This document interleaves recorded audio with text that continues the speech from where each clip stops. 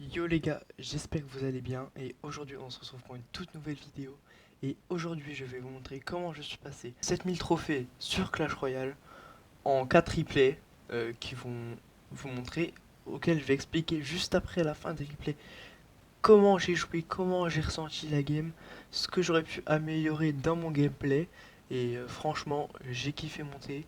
Euh, je kiffe vous faire cette vidéo, c'est la première vidéo que je sors sur la chaîne. J'espère que vous allez kiffer, n'hésitez pas le pouce, l'abonnement, le commentaire pour le référencement et de rejoindre ma chaîne Twitch en description qui est aussi dans lequel je fais des lives tous les week-ends où on s'éclate. Voilà, on est 46, j'espère que vous allez kiffer. Je kiffe faire des vidéos. Si c'est le cas, bah voilà, hein, faites ce que si vous aimez, partagez à tout le monde. Ah, franchement, ça me fait plaisir. Et on est parti dans la première game.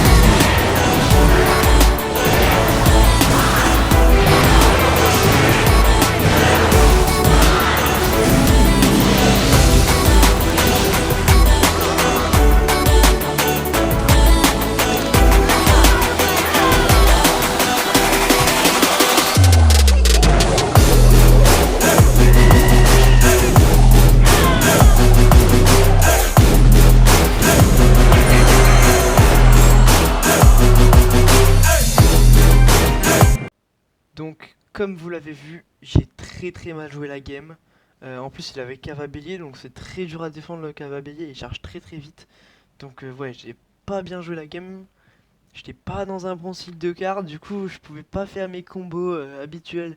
Géant royal avec Goblinstein devant et le sorcier derrière. J'étais pas dans ce cycle là. J'avais pas les bonnes cartes en défense au bon moment. Je forçais trop avec les flèches en attaque.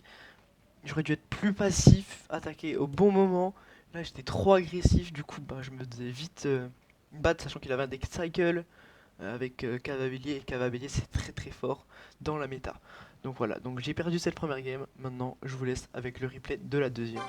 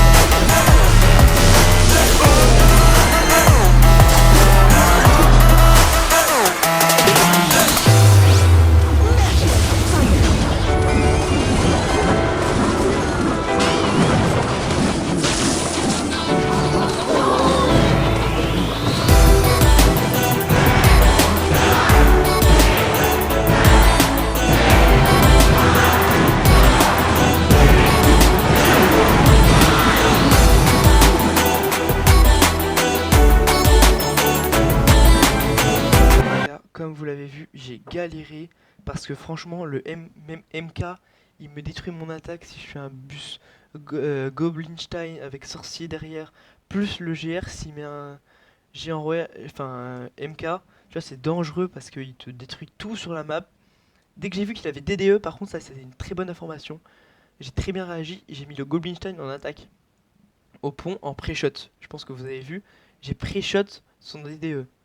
C'était pas fait exprès, c'était fait exprès, c'était pas un bug, non, non, j'ai vraiment pré-shot qu'il allait DDE, il était obligé, il avait que ça dans le cycle. Donc voilà, en cycle, en comptant le cycle, j'ai compris qu'il avait ça dans le, qu'il allait mettre ça. Il avait pas MK, ça servait à rien du tout. Et par contre, j'ai très bien réagi quand il a mis son MK, je me suis tout de suite adapté. Les cochons royaux m'ont très bien gratté, par contre, ça c'était une win condition dangereuse que j'ai bien réussi à défendre. À un moment, le sorcier s'est retourné, heureusement, parce que sinon je perdais la tour, je pense. Mais franchement, je pense que j'ai très bien géré la game. Et on est parti dans la troisième replay.